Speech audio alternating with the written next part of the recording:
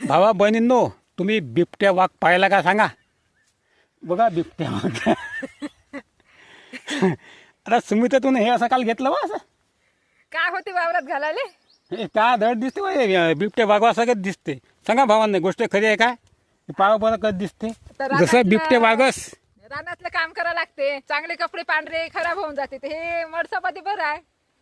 हो पण ते धड दिसत नाही ना. कसं खेड्यावरच्या जर आता लोकांचं तू आता जायली कापूस याच्यात. उठलं सुटलं चाललं रानात, नाही. उठलं सुटलं चाललं हो रानात. ते गोष्ट खरी आहे, पण तू आता असली कापूस याच्यात आणि मी आलो घरून एखाद्या वेळी.